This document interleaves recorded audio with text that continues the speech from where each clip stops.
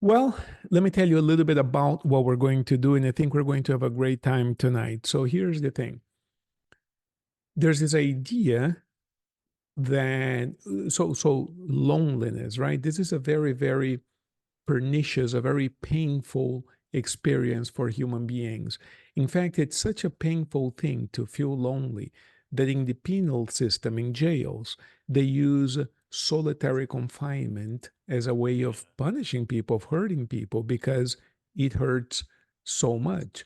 It is just the kind of thing that hurts a lot. So, a lot of people in our culture today are experiencing something that we call paradox. Now, this is a very, very interesting thing. What is the connection paradox?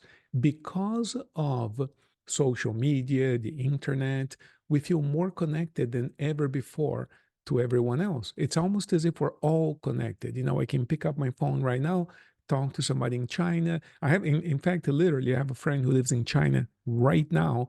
And we were just chatting a moment ago, and he says, "Oh, yeah, I'm going to Florida for a visit." He used to live here. That's how I know him. And do you need anything from China? It's like, wow, I mean, we live in a very, very connected world. But the paradox comes up because although we're more connected than ever before with other people all over the world, people are feeling more and more lonely.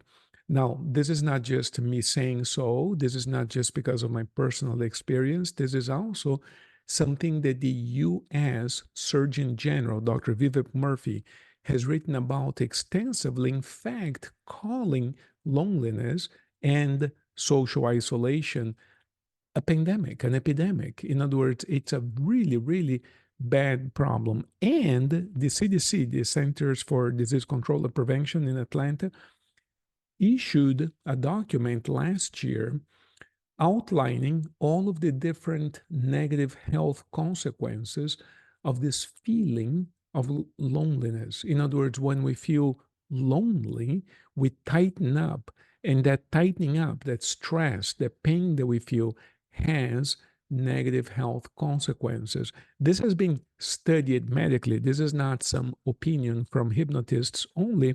This is something that has been documented, has been studied, has been published. It's all over the place. A lot of people don't realize that they're actually suffer from loneliness. A lot of people are suffering. They don't feel good. They have medical diseases. They go to the doctor's office all the time. And what they're really looking for is a way of solving that internal pain that we call loneliness. And it's a tough one. Now, it's a tough one to solve. The temptation is to believe if a person is single and they feel lonely, the temptation is to think that if only they could meet a partner, if only they could meet someone, if I had a girlfriend, if I have a wife, a boyfriend, whatever, right? If I meet somebody to be in a romantic relationship with, somehow loneliness goes away magically. That's the temptation. Now, if that were true, if being in a relationship in of itself, by itself, cured loneliness, then you would never find a person in a relationship who feels lonely. This idea that, if a person is single, they spend a lot of their free time alone, and they figure, well, if I could only meet somebody, I wouldn't be so lonely. That idea kind of makes sense, but it's not true. And here's how we know it's not true. You can find, and I've been doing therapy for 27 years. I've worked with thousands of couples, literally. And a lot of couples, they're married couples, they live together in the same house, they sleep together every night, and yet they feel quite lonely. And I'm not suggesting that that's always the case. I mean, there are some fantastic relationships there, but a lot of people are feeling quite lonely. So even though they are in relationships, now if you look on the other side of the picture, if you look at the number of people in dating apps of all kinds, dating sites, dating apps, um, what you what you observe is that it's a multi-billion-dollar industry, literally. I mean, the number of people is just unbelievable who are paying to meet someone else, to be able to meet somebody. And what all of this shows us is that Dr. Vivek Murphy, the U.S. Surgeon General, seems to be correct. We're dealing with an epidemic now, and relationships in of themselves do not seem to cure this pain. Let's put it that way.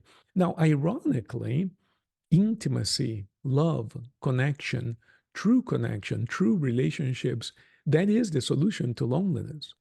That does work. That does work. And the problem is that not every time we get into a relationship, we have that kind of relationship. Now, this is really, really interesting what I'm about to tell you. And this is critical to understand what we're going to be doing a moment from now. Here's the thing. When a person feels miserably lonely, they're hurting, they're in pain because it literally hurts the person. And I'll tell you a story a moment from now from a woman I met last week. I'll tell you a quick story. When we're hurting, there's this craving to meet people. It's a fantastic craving. It's we need to meet somebody, and if we make enough of an effort, we go out, we meet people. Eventually, we meet somebody and enter a relationship with that person. It's going to happen if you keep on pushing for it. It's going to happen. Now, here's the thing: if you enter a really good relationship and you feel connected and you feel good, loneliness tends to go away. But if you are in a relationship and the loneliness does not go away, then people tend to think, initially, they tend to think that there's something wrong with their partners. Well, I'm in this relationship with you. I shouldn't be feeling lonely, but I am. So there must be something wrong with you. Maybe you're not giving me what I need to receive from you. So initially, people tend to kind of project the pain of loneliness if they are in a relationship toward their partners. For instance, in marriage therapy, we see this all the time. The couple will come in and they'll talk about, he does this, she doesn't do that, whatever the complaints might be. But as we begin to dig deeper into their troubles, what you find is what we call in therapy an unvoiced complaint. Now, notice the words I'm using, unvoiced complaint, but it's not unexpressed. In other words, we express our frustrations toward our partners in terms of complaints, in terms of silence, in terms of sarcasm, all kinds of things, but we may not voice them. In other words, if we don't say what we mean, then the problem hardly goes away. In fact, it gets worse, right? And we're going to discuss that more in a little bit, communication in relationships and how we can make them more productive.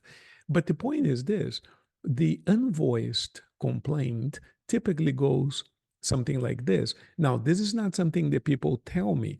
This is kind of a translation from the therapist based on what people are saying to me. But it goes something like this. Look, I was feeling lonely before I met you, but then I met you precisely and I got into a relationship with you precisely to see if we could solve this loneliness problem. And I still feel lonely. Therefore, there's something that you're not doing right. And that's my own translation, right? But there's this unvoiced idea that somehow the partner is not delivering. The partner could be the wife, the husband, whoever, the boyfriend, the girlfriend. But there's this idea that somehow the partner is not doing something appropriately or something right, hence my continued feeling of loneliness. So the temptation, we live in a culture that emphasizes the value of disposition. In other words, you buy something, it breaks down, you throw it away. We don't really repair things anymore, do we? We just throw them away, get a new one. It's a disposable culture. And that mentality, which does make sense for certain products, is actually carried into our ideas about relationships. And if you look around, divorce rates and the number of people breaking up and separating, and people, feel so justified in destroying a family. Let's just break up. This is not working, And the day after the divorce, they have a big party, like, they've done something really, really great. And it's part of our culture now. In other words, it's not working out. Let's break up. It seems to make sense. It's a good idea. And everybody else in their lives, in our lives, seem to encourage that, oh, if you're not feeling good, there's something wrong with your partner, maybe you should just separate. Over my 27 years of therapy, I've worked with thousands of people, right? I've done over 43,000 sessions, and I've worked with many, many people who have been in therapy before coming to see me.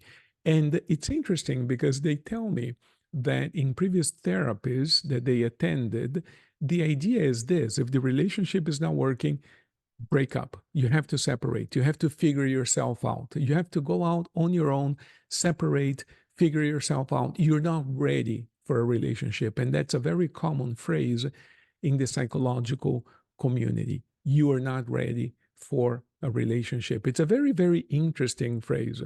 And I've done a ton of therapy myself. I really like the process, but I had never heard the phrase before. Last year, I was in one of my therapies. I do multiple therapies, and I really enjoy that. In other words, I do two different things, right? I am a therapist and I work with other people, but I also do therapy for me, for my own person, right? So last year, one of my therapists told me, well, you're not ready for a relationship. And I thought that was so interesting because I had never heard that before from my own person. Clients would tell me that their therapists were telling them that. We have a very different perspective on this. The perspective is that we learn by doing it. So if you're always breaking up and isolating yourself, then it's very difficult to heal and learn who you are. And by being isolated, we don't learn how to relate to others, right? We learn to relate to others by relating to others, by having better communication with others. That's how we learn. By being alone, we don't learn to be with others. All right. So I was telling you a moment ago, this is just an introduction. I'll get into something a bit more deep and interesting, but I was telling you a moment ago that oftentimes people go to the doctor's office with all kinds of mysterious complaints, and oftentimes underneath it all, there's this pain of loneliness. This is very, very common, particularly as we get a little older. We see this all the time. And once again, it's not my opinion only. This is also something that the CDC, the Center for Disease Prevention and Disease Control and Prevention in Atlanta, has published an article last year. I have it in one of my books, a citation, talking about this, the different health consequences, physical health consequences of extreme loneliness, one of which is heart disease. It's fascinating. And last week at the clinic, a lady came in with a very young woman came in with heart failure, right? Which in medicine is not a big deal. I mean, heart failure, it just means that the heart is not contracting fast enough or strongly enough. So a little bit of fluid is building up in her body, whatever. But anyway, we call the heart congestive heart failure. And that's what she had. And it wasn't a person that I was examining or anything, but I was curious because I was talking to her and she's telling me what's going on. And somebody handed me her EKG, which is the little thing that we print on a piece of paper that shows heart activity, and asked me to see if it was okay. So I'm examining that, but before I can sign on it, I decided to ask her a few questions. And then that's how she told me, oh, I have this, I have that. And we started talking a little bit right there at the lobby of the office. We started talking a little bit about her situation. And one of my professors used to say, always ask the patient, keep on asking questions because the patient will always tell you what's wrong, basically, right? This is in the context of medicine. And I'm learning. And so I kept asking her questions. And eventually she asked me, can a person get heart disease simply from suffering? This is how she asked the question. And I said, yes. As a matter of fact, yes. There's something in medicine called stress cardiomyopathy. This is all science. Stress cardiomyopathy. People actually get heart disease. It's also called broken heart syndrome. But this is not broken heart as in, oh, I feel so bad, my girlfriend left. It's not that kind of thing. It's actual heart disease that we can measure at the lab. It actually affects the myocardium. It actually affects the muscle, the actual physical heart. It used to be called in medicine broken heart syndrome, and now they call it stress cardiomyopathy. And why am I telling you this? I'm telling you this only to help you understand that you may have felt lonely in your life. You may have suffered, and somebody may have told you, oh, get over it. This is just in your head. Don't be a wimp. Don't be this. Don't be that. You may have been told stuff like this, but I'm here to tell you number one, the pain is real. It's not all in your head. And number two, the pain can be so real that it can actually damage your physical health. It's a true thing. It's a real thing. So I want to encourage you, if indeed you're feeling lonely, if you're in pain, if you're suffering, I want to encourage you to do the first thing that helps all of us. And one of my books, I've written a few books. One of them is called Awesome Again. And it's a technique, it's a method that I've developed over many, many years of practice. And I tested this method very thoroughly at the office, working with many, many people in order to determine what are the minimum number of things we have to do to recover from that kind of painful experience, the kind of experience that I'm talking about here. I also wanted to know the order of the steps. I came up with 7 steps, 7 things we have to do in order to recover, in order to heal, in order to feel better. But I also wanted to know if the order in which we do this matters. So I conducted research at the office for years in order to optimize this process. And all of that resulted in a book called Awesome Again. That I don't mean to plug the book. That's not what I'm doing. I just want to let you know that a lot of thought and energy went into the determination of these steps. And I'll tell you right now what they are, and you can use them. You don't have to go buy the book. But the book, to give you an idea, became a bestseller on Amazon a few years ago when I first launched it. It's a fantastic idea, and it's written in a very simple way for any one of us to understand. But because of my nature, and you can tell how I enjoy these things, there's a whole first section of the book which is pure science, and I get into all of the science behind the stuff. In other words, it's not just fluff; it's actually real. And nowadays, it is no longer fashionable to suffer. What do I mean by that? Perhaps in the old days, we would suffer, and you see in the movies, in the old movies, the guy broke up with the girlfriend, so he's suffering so much. He goes into a bar, gets drunk, eventually kills himself because he couldn't live without that girl, or vice versa. The woman hung herself. If you go to Disney World here in Florida, there's a ride there called the Haunted Mansion. I'm sure many of you or most of you have been there. And the whole theme of the Haunted Mansion, if you dig into it, if you look into it, was a wedding that something went wrong. Apparently, the guy left the woman right before the wedding or right after the wedding. And you can see the whole party is arranged. It's a big deal. It's a big party, the Haunted Mansion, but everything has been abandoned. Everybody has died, right? And you can see her ghost.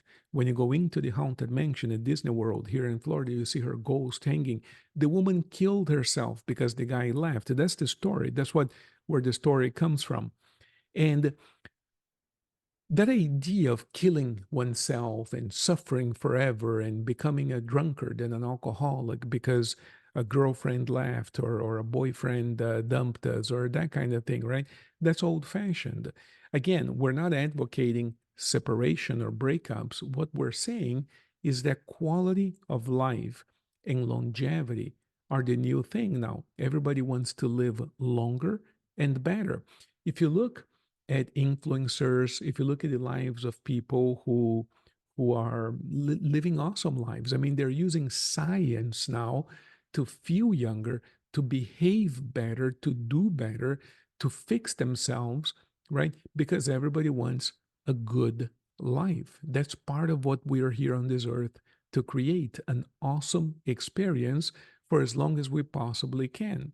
So we want to extend lifespan. In other words, we want to be here on this earth for longer years, but not just be here longer. We want to be happier and healthier because they go hand in hand. It's very difficult to be happy if you're bound to a bed full of tubes into your body. In other words, we want to be healthy and happy for a longer period of time. Now, in parentheses, sometimes a person will ask me in a class, what is the point of living longer if we're going to die anyway? The question makes sense, right? The question is logical. It makes sense. What is the point of living longer if we're going to die anyway? And it is true, as far as we know, everybody's going to die. Nobody's going to live forever. But there is a point, a spiritual point, in favor of living longer, and that is that we can experience things and therefore learn lessons that we couldn't have otherwise. And here's my proof to you. Here's how easy this is. Imagine everything that you did last year. Just think about everything that you, excuse me, that you did last year. Imagine everything you did the last 2 years. Imagine everything you have done since the pandemic or since the pandemic started in 2019-20. Imagine everything that's been going on in your life. Now imagine if you had not been around, if you had died prior to the pandemic, let's say, you would have missed out on a lot of lessons. You see, all of these new people that you have met, all of the experiences you've had, everything that has happened has enriched your life, even if there has been some pain in there, because the pain is part of learning a few lessons. But had we not lived this past 3 years, we would have missed out on all of those experiences and all of the lessons that came with them. Now, if you're curious as to how valuable those lessons are, simply think of this. Ask yourself this question: who was I 3 years ago? What kind of person was I? What kind of man was I? What kind of woman was I? Think back before the pandemic, for instance. All of you are adults, you can think back a few years. What kind of person were you just a few short years ago? And ask yourself this question: do you like yourself better today? Some of you are going to say immediately, no, I don't. I was happier then than I am now. Okay, so we need to do some work if that's the case, because that might be that we are in some type of crisis. But if you tell me that you like yourself better today, because despite everything that has been going on, you have grown up a little, you have understood things better, you're treating other people better, you have a different perspective on your life, then you have done some growth that had you not lived this previous few years, you wouldn't have done. Now bring that to the future. The longer we live in a healthy way, if we're awake, if we're alert, if we're healthy, then the more of these lessons we can experience, the more learning, the more growth, and therefore more transformation can happen. In other words, more we can become a better person, right? As a result of living longer. So even though we all have to die, it is important to extend both the quantity and the quality of our lives. Now, a moment ago, I was telling you that in this book, Awesome Again, we identify the 7 steps that we must all do when we don't feel so well.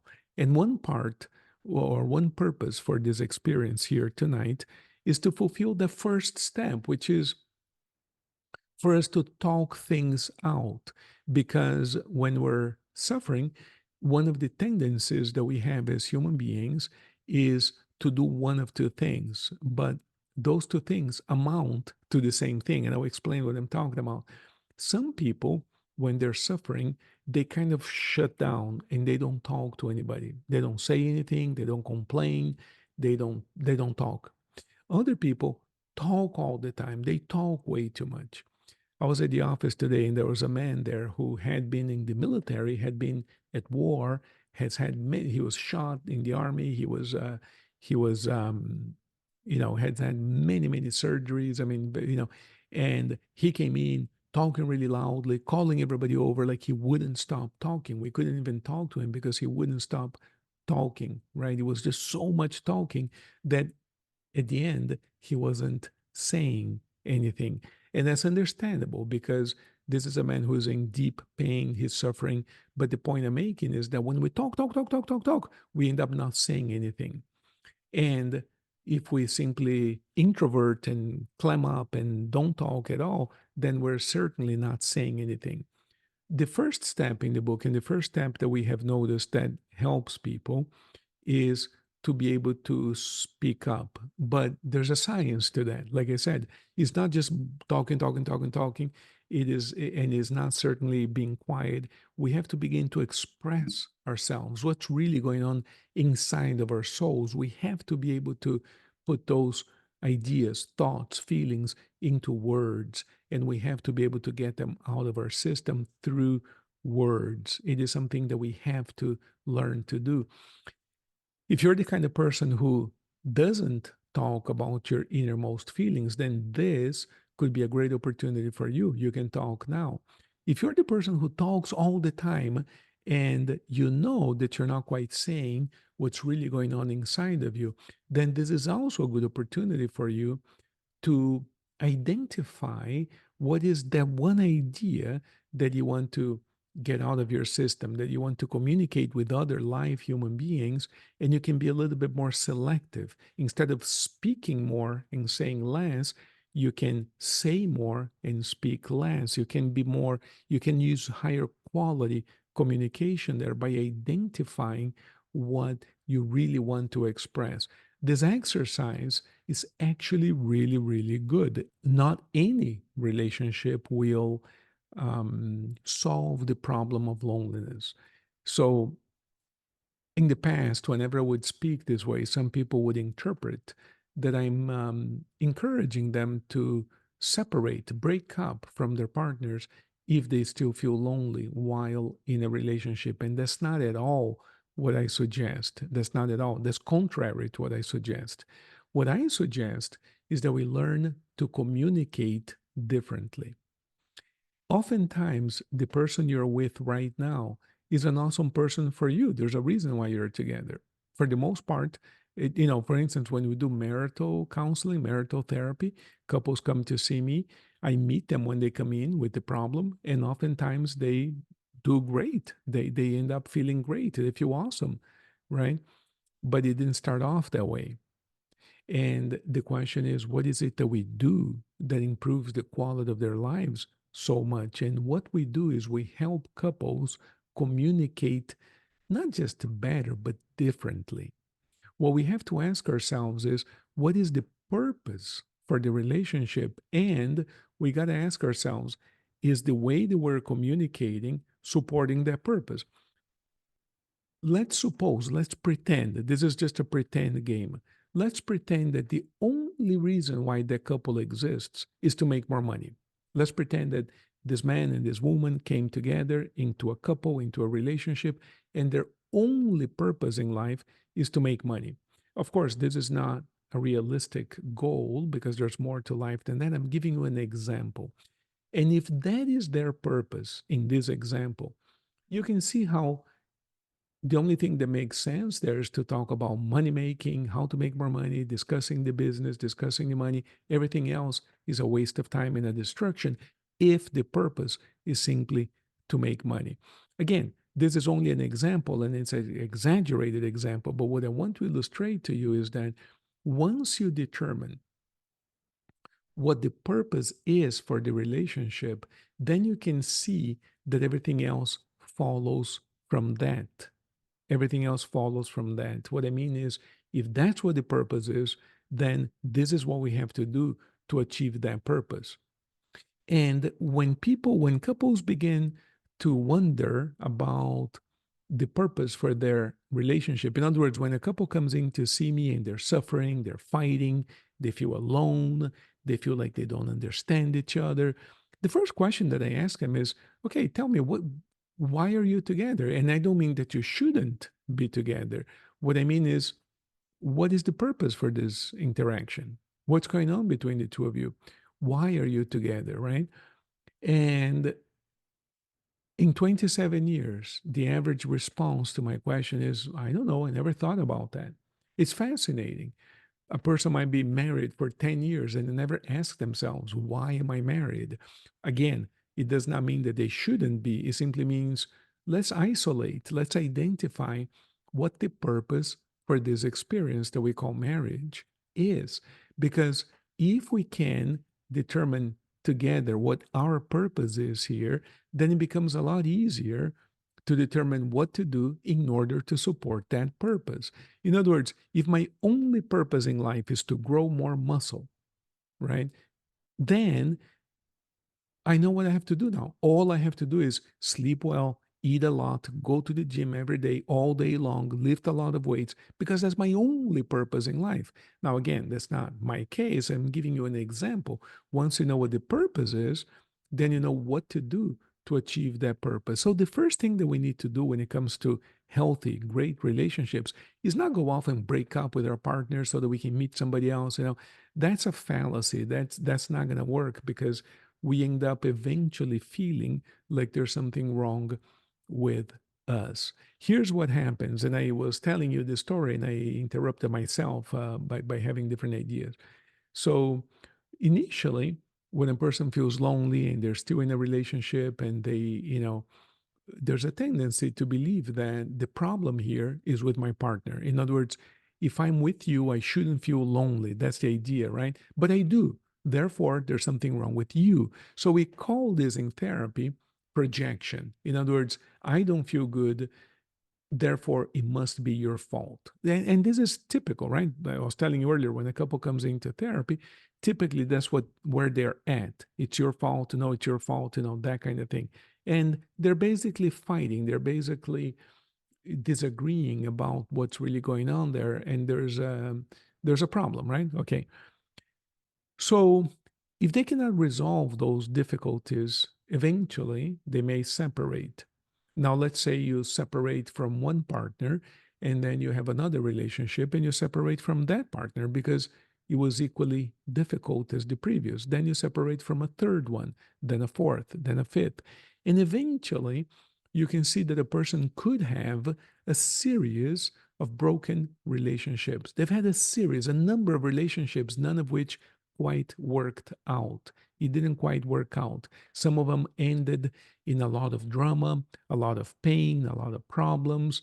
In other words, something didn't quite work out for them. At that point, rather than wondering what's wrong with the other partner, now that they no longer have a partner, what a person tends to do is wonder what is wrong with them.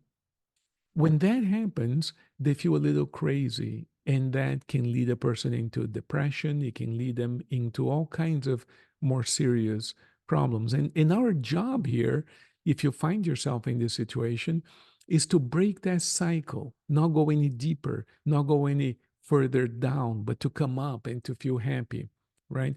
So again, I was telling you the first step in this process is to learn to speak out your soul, your heart, to not just talk, but actually get to the root of what's going on with you and say something about you that is meaningful. Because when you do that, a part of you breaks free. So, for instance, let's say that a person has been selfish their whole lives. Let's say that. And again, these are all examples. And because they've been very selfish, they've had a number of relationships, they always broken up, they always want more, they expect more, they give very little. In other words, I'm giving you an example of a person who has been very selfish. Eventually, they find themselves alone, and through a series of coincidences in the world, they end up in one of these classes here. At a certain point, we do an exercise where people speak up a little bit and they want to say something about themselves. And you might have one person saying, oh, I've had a number of relationships and all these people, there are no good men out there are no good women out there. And let me tell you, everybody out there is really bad, and nobody wants anything serious. There's no, and on and on and on. In reality, we're not saying anything. Think about that. We're just repeating what we have heard. We're just going through. We're not really saying anything meaningful in this example, right? Versus another person who might come in here and say, "Look, I I have been selfish over the years, and this has been a problem, but I'm learning to be more giving, more loving." Think about that for a second. Think about the quality of the communication. They have done some introspection, they have learned something about themselves, and now they've had the courage to share that with someone. When that happens, they change. because a part of them became free, a part of them became liberated. Wow, I was able to tell another human being that, in fact, I have been selfish. Again, selfishness is just something that I picked up as an example. I'm not suggesting that any of you are going through that experience. I'm only giving you an example, right? To compare the depth of the communication, comparing the quality of the communication between saying, there are no good men out there, versus saying, well, actually, I have been selfish. You see, those two levels of communication are very, very different. And I'm suggesting we engage in the latter instead of the former. In other words, let's dig deeper into ourselves and communicate deeper portions of our soul, because that will lead to healing. I have a generic agenda, let's put it that way, in the general topic of loneliness and relationships, which involves communication skills. But part of being an effective communicator is to say, look, this is what my need is. Can we talk about that for a moment? If it's not the right moment, I'll tell you, look, not right now, a little later, we can. And that's okay, right? But because that's how people communicate, that's what happens in any relationship. Other times I'll say, absolutely, what is your need? What is it that you want to get? But I think this serves a good, I think this is a good moment to repeat this explanation. Part of the problem in our various relationships is that we have a hard time sometimes expressing our need. So all of you who are here tonight have come here, you're investing your time, you're here, we're discussing these ideas, and we want to make sure that by the time we're done, you actually got some value from this conversation, from this experience, from this time together. You want to get some value. And the responsibility for the value that you get out of this experience is shared. Of course, it has to do with me being willing and able to deliver the value, but it also has to do with you being willing and able to ask for what you want and need. Because if we don't, then it would require me to read your minds, right? Which is something that we end up doing in relationships, isn't it? In other words, in relationships, we assume that if the other person really loves us, they should know what I'm thinking. They should know what I need. And you can always tell people who have difficulty in relationships, they don't ask a lot of questions. And it's fascinating, over the years, I have, like I said, I've done over 43,000 sessions, quite a few sessions. And some people who have very difficult relationships, they never ask any questions of the other person. And I ask them, how come you don't ask your husband, your wife, anything? And they tell me, wow, I don't want to be intrusive. I don't want to be inconvenient. And under this idea that they don't want to be a bother, they end up behaving in a way very selfishly. I know it's ironic, right? What I'm saying seems horrible because look what happens. You know, if I don't ask you, let's say in a relationship, right? If I don't ask you, how are you feeling? What do you need? How is this working for you? If I don't ask that under the ideas that I don't want to bother you, I don't want to be intrusive, then I don't have an opportunity to serve you better. Think about that. And then you might say, oh, but I can serve that person really well because I know what they need. That's really dangerous. That's really dangerous because now we're relying on this thing that we call mind reading. Well, I know you, I know what you need. So let me just do it this way because I know better what you need than you know what you need. And that can become really, really messy, you know. So when you talk to couples who are really happy together and they've been together for a while, they have successful relationships, you notice they're asking one another questions all the time. How do you like this? How are you feeling about this? How is it working for you?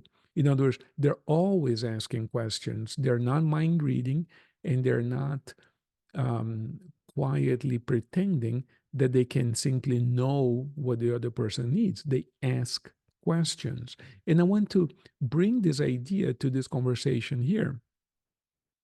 The best way for you to get really good value out of this opportunity is by asking questions, is by participating, is by asking, by getting into what is important to you. That's the best way to get value.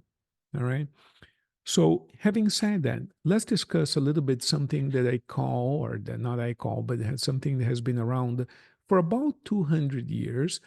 And it's very difficult for us to know that we are immersed in um, in a philosophical context that is not absolute. I know that these are really deep words, and let me just tell you what I mean by that. If you're born a fish, if you're a fish and you're born in the ocean, you probably don't know what the ocean is. Have you ever thought about that? In other words, if you are a fish born in the ocean is all you know. And you might not even realize that you're a fish in the ocean because that is so normal for you that you probably don't spend a lot of time thinking about the ocean. It just is, right? Similarly, you and I were born in a time period in our history, historical time period, that could be characterized by the concept of romanticism. Now, romanticism, we all talk about this. Oh, I'm so romantic. So and so is so romantic. We enjoy being romantic with one another. And we think that romanticism is simply telling you, I love you all the time and sending you little emojis on the phone. And oh, he's so romantic. He sent me 14 emojis all day today. We think of it that way. But romanticism is a lot more than that. Romanticism is a literary, it is a movement that started toward the latter part of the 18th century in Europe, Romanticism. And it was a very deliberate movement that started in response to the Industrial Revolution. You have to understand when the Industrial Revolution started, the world changed quite a bit. Look, you and I have lived through a revolution already, a couple of them at least. Think about what happened to the world when the internet became a thing, became an everyday thing. The world changed completely. I remembered life before the internet is completely different. For instance, what we're doing right now was not possible before the internet. So it changed everything. And you can imagine that the Industrial Revolution in the 18th century, when machines became a thing, right? Manufacturing machines, the steam engine, people could now move around. The trains became available. You could go elsewhere and you didn't need a horse anymore. In other words, the world changed completely. And this mechanistic way of looking at the world changed people. In response to that, a group of philosophers and poets came up with this movement that they called Rome antics or romance or the romantics, right? It comes from the word Rome antics, the antics of the Romans. And the idea there was to promote feelings and intuitions and all kinds of other things that had nothing to do with this mechanistic world that we were now entering back in the 18th century. Romanticism was a successful movement. If you look at all of the Disney movies, for instance, it's all based on these romantic ideas, right? So the boy meets the girl and they live happy thereafter, that kind of thing. This became really good business and really good practice. And people nowadays talk about romance as though it is the only way to live. Now, let me tell you something interesting about romanticism. Romanticism has a number of, it gives us a number of ideas as to how we should choose a partner. The one thing is you should choose a partner to marry, let's say, whom you absolutely love. And you should feel very attracted to that person, and that's the person you should marry. You and I think of that as being obvious, of course. You're going to marry a person if you absolutely love them and if you absolutely feel attracted to them. That's the only reason for getting married. Now, we take that to be an absolute, we take that to be a truth. However, throughout human history, that was not the reason why people got married. It's really interesting. People got married to make babies, to reproduce. People got married out of convenience and arrangements. In other words, if your land is next to my land, maybe our parents are going to arrange for us to get married so that we can have a bigger farm. So elders would arrange for marriages, and conveniences, right? The economic conveniences of the time were huge reasons why people got married. Huge reasons. This idea of love and attraction was only a plus. Yeah, some people feel attracted to their spouses, some people don't. If you do, that's a big plus. But it's not an absolute throughout human history. Nowadays, we think that that is an absolute. So you might say, and what's wrong with that? Well, nothing really is wrong with it except for the fact that once you get into the relationship, people tend to fall out of love and they tend to not feel as attracted anymore. So, do you remember a moment ago I was telling you about the purpose for the relationship? When a person thinks that the reason for being married is because they feel that they are in love with the person and they're attracted to the person, then what happens the day I don't feel quite as attracted? Then the temptation is to leave, to separate, and break up the family, and the kids end up suffering. They lose structure and continuity. Well, all because I no longer feel attracted. It doesn't make too much sense, right? And yet, those are the ideas of romanticism that we live by, not quite realizing that they're not absolute ideas. Now, romanticism can also keep us alone. What do I mean by that? You could meet you may be single right now, and you might meet an awesome person for you, somebody with whom you're quite compatible and you could have a good life with, but you may not have that special feeling that we call it, oh, I'm not in love with her. I'm not in love with him. Well, it's a great person, you acknowledge that, but you're not feeling that special mysterious feeling. In the old days, everybody would say, who cares? It's a great person. You can have a great life. You can have fun. You can do well with that person. In our culture, we say, no, it doesn't matter that this person is a good person. You need to have that special feeling. And what's ironic about this is that you might meet another person who you know is not a good person. It might be a troubled person, but you would feel that special feeling and you would feel tempted to develop a relationship with that person, and you might end up miserable. So the ideas of romanticism can get us into a lot of trouble and can lead to lots and lots of loneliness. We have to be careful with those ideas, and we have to re-examine how we're living our lives, how we're choosing partners, how we are choosing to live our lives, because the results that we get are going to end up being created by us in the long run. In other words, there's nobody who are you going to answer to when it's all done. When we're all done with this thing that we call life, people are going to, it's up to you if you lived a good life or not. And it's up to us to create a good life. And when people do research on quality of life, up to 70% of what goes into the idea of a good life has to do with the quality of our interpersonal relationships. In other words, we think that we have a good life if we have good interpersonal relationships, and we think that we don't have a good life if we don't have good relationships. Think about that for a second. This is absolutely 70%.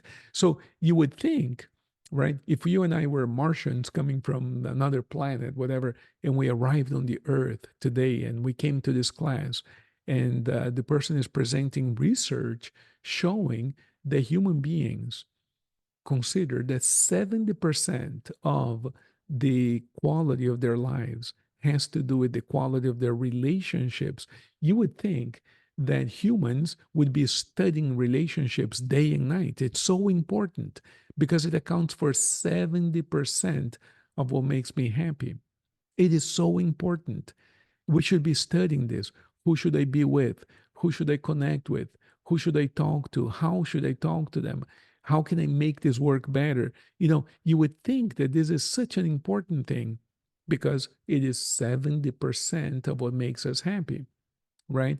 And yet, that's not what we do. Romanticism would teach us that by intuition alone, I'm going to be able to select a good partner and I'm going to be able to live a good relationship with that person, a good life with that person. And the ideas of romanticism in practical life are absolutely disastrous. In practice, what we have is a complete disaster. It simply does not work. People feel miserable, people feel empty, people feel lonely. There's no direction to our relationships. We feel empty, we feel a void within us. So what I invite you to do is to reconsider a number of these assumptions that are going on in the back of our minds and see how we can improve the quality of our lives. The first thing is to learn to connect with other people at a deeper level. So, connection is a big deal in terms of eliminating loneliness, feeling connected with others, men and women, not just in terms of romance and sexuality, but connection in general. So, when a person feels lonely, they have the belief that, and again, all of what I'm telling you is based on years of experience, but also a lot of research done by other really, really smart people. When a person feels lonely, they have this belief that they're not quite ready to meet anybody. They're not quite ready to meet anybody because they're not quite well. I'm not well. I'm not feeling good. I have some problems, and therefore I'm not ready to meet someone else. This is a very common thing. I told you earlier that in conventional psychological therapy, they talk about this all the time. Oh, you're not ready to be with someone. You know, I don't know of a sillier thing to tell a person. You're not ready to be, you're alive, you're an adult, you know. What do you mean you're not ready to relate to another human being? That to me makes no sense. But this is what they repeat to their clients. No, you're not ready. You're not ready. And and this is very frequent. People tell me this all the time, you know. Oh, my psychologist told me that I'm not ready to be in a relationship. It's a funny thing, but it's funny because it's simply, it doesn't make any sense. You know, we can only learn to relate to other people by relating to other people. The idea there being that I'm not ready because I have a few problems. The idea behind that, notice how arrogant that is. This idea would imply that I'm only ready to be with you the day that I become perfect, the day that I no longer have problems, the day that I know who I am, as though that is possible. The day that we think that we know any of these things, we're going to know that there's a whole lot more to learn. In other words, this process of self identification goes on forever. There's more to learn about yourself because we're continuously expanding, we're continuously growing. So the day that you think, okay, now I know myself, well, either you're no longer alive because you're no longer growing, or you're going to learn other things about yourself and you're going to see that there are other areas that we still don't know about. So we're not ready because we're perfect. We're not ready to be with someone else because we don't have any problems. We're not ready to be with someone else because we know everything about ourselves. It doesn't work that way. That's silly. The way it works is we are ready to be with someone else precisely because we're not perfect, precisely because we need another person, precisely because we need to interact with others to learn and to grow. And what I'm saying to you is that connection and intimacy is forged, is created on the basis of sharing vulnerabilities, not simply assets. In other words, if I told you how good I am at everything, that is not a good basis to form a relationship. In other words, you might be impressed or not, but you wouldn't feel connected, right? But the moment that I tell you, well, I do have this problem, I'm working on these issues, then there is something in common because everyone else on this earth also has a few problems and is also working on a few issues. Now we can bond, we can connect because we're both working on this problem of being human together. Does that make sense to you? So connection and intimacy is actually forged, is actually formed by sharing vulnerability, not by sharing perfection. This brings us to the first lesson. What kind of person is chronically alone? Well, I already told you, the sort of person who thinks that they're too good for others. In other words, they don't have any vulnerabilities, they got it all figured out. So there's actually nobody quite good for them because they're better than everyone else. The person for whom there's nobody good enough, they're so good that there's nobody quite good enough for them. And that will keep a person alone long term, and they'll suffer. So when you start talking about yourself and you start talking about your vulnerabilities, your fears, your problems, something miraculous happens, which is that you begin to become aware of a much more realistic picture of who we really are. Yes, we have some really good things going. For all of us do. All of us have some really good things going, and all of us have a few problems. In fact, in philosophy, we joke about this, saying that we're all, and what I'm about to say, you might think is weird, right? But if you think about it, in philosophy, philosophers are very comfortable with the idea that I'm about to express to you. And the idea is this: we're all a little crazy. Now, the word crazy might be a little bit of an exaggeration. I don't mean crazy as in a mental illness in a hospital. I don't mean that kind of crazy. I mean crazy in a fun, cute way. I'll give you an example of crazy. Have you ever noticed anybody eating when they're not hungry? Think about this for a second. We eat in order to sustain the body, right?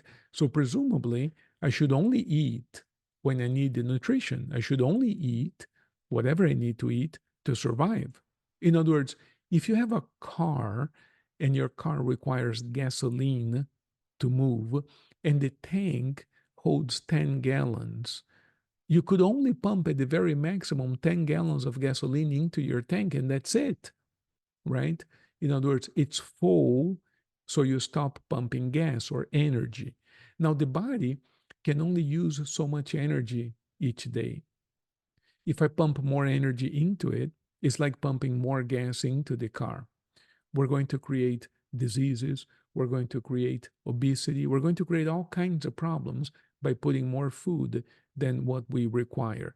In essence, it's crazy to eat when we're not truly hungry. Now, I'm the first one to tell you, I love eating, desserts and things and all kinds of things, right? And if you think about that, it is kind of crazy. It is kind of crazy in the sense that why would you eat when you're not hungry? Why would you put something into the body that the body doesn't need? And we do it for all kinds of emotional reasons. But the point is not why we do it. The point is that we all do it. And this is what I mean by a little crazy, right? It is a little bit crazy because if we go by the strict logic of it, we should only eat a little bit enough to keep the body really healthy. And we don't. We eat all kinds of extra things. And that's what I mean by we're all a little crazy. And I don't just mean because of eating, I mean because we all do little weird things. We all do little weird things. And we have our way of being that's a little crazy that we think is okay, but other people look at us, that's kind of crazy. That's what I mean here. So when we begin to consider the ways in which we are a little crazy, again, I'm not talking about crazy as in mental illness, that kind of thing. I'm talking about this kinds of weird things that we all do. When you begin to think about that a little, it makes us more humble and it makes us acknowledge that other people are just like us. Because here's what happens: the other person is also kind of crazy, but in a different way from the way in which we are crazy. So, so if we can be a bit more tolerant with them, we can also be a little bit more tolerant with ourselves because we're kind of crazy. So the question in a relationship is not, can I meet a person who's not crazy? That question is not the question because I'm not going to meet that person because the person doesn't exist. I'm a little crazy. Everybody else is a little crazy in this cute way that I'm describing. It's normal. It's all right. The question is, in what way do you have a little craziness? And in what way am I a little weird? And can we get it together? Can we make that adjust? Can we make that work together? And usually in a relationship, the way what that translates into is if we can have an honest discussion about some of my problems and some of your problems, if we can have an honest discussion about that, At the very least, we can make sure that our problems don't collide. In other words, they don't shock, they don't collide. What I mean by that is, we can take precautions ahead of time for both of our problems not to present at the same time, because then we're going to have a big explosion. We're going to have a big problem. We're going to have a crisis between us. And we don't want that because we want to preserve the relationship. So we have to talk about this and see how some of my problems can fit into your life and vice versa, right? That's what the dialogue is. If a person enters a relationship under the premise that they don't have problems, that they have it all figured out, then this conversation I'm suggesting will never happen. Well, what do you mean we have to make sure that there are problems? I don't have any problems. You have a problem. It won't work. You see? In fact, in philosophy, people would say, if you find a person who doesn't think that they have a few problems, run because you're dealing with a complete narcissist. Be careful with that. A person who takes a little bit of time to understand themselves and understand others, a person who has some degree of empathy, would automatically recognize that, yeah, I got a few problems. I'm working on it. I want to be a better person, but of course, I got a few problems here, right? And then that perspective is a healthy perspective. And again, I tell you, connection and intimacy is built on the basis of sharing vulnerability, not sharing only strengths. Think about that for a second. In fact, when you think of a person you have some degree of intimacy with, the person knows secrets of yours and you know secrets of the person. And the so called secrets are exactly what I mean by vulnerabilities. And that's exactly what feels so good about that person, about their relationship with that person. So, sharing vulnerabilities. Now, in order to share vulnerabilities, we need one special condition. When I say we, I mean human beings. We need a feeling of safety. Safety from what? Well, I need to know not only that if I share a vulnerability with you, you're going to keep the secret, but also I need to feel safe in the sense that you're not going to reject me because of what I'm about to tell you. This is what in a relationship we mean by feeling safe. The biggest threat to any relationship is the notion of being abandoned, right? Once you have intimacy with somebody, it feels good. The only thing the one thing that destroys all that is abandonment. We don't want to feel abandoned, right? So notice how this thing works. Intimacy and connection is built by sharing vulnerabilities, by sharing secrets, by sharing deep things about ourselves. But at the same time, how can I share these deeper things about myself if I feel that the moment I tell you, you could walk away? So, this feeling of safety is what we all need in order to be able to open up at a deeper level. Safety, what does that mean? It doesn't mean that I'm not going to be punched in the face. It means safety means that I'm not going to be rejected because I am who I am. That's what's really important. So, the key here is to offer the very same things that we want to receive. Let's offer what we want to receive as well. In other words, offer safety, inquire, ask questions so that the other person can also talk. This way, there can be growth of intimacy. All kinds of things. We can do some hypnosis. We can help you overcome difficulties, overcome problems. We can do all kinds of wonderful things. We can both receive the support from the group and we can also support others while they speak. So we can create an experience that is healthy, that is good for all of us. We both receive the support from others, but also we support others as well. You see, we give and we receive, and that's how we can all grow together. Thank you so much for being here, all of you. Have a fantastic week. Have fun. And I'll see you next week at the same time. Thank you. Thank you so much.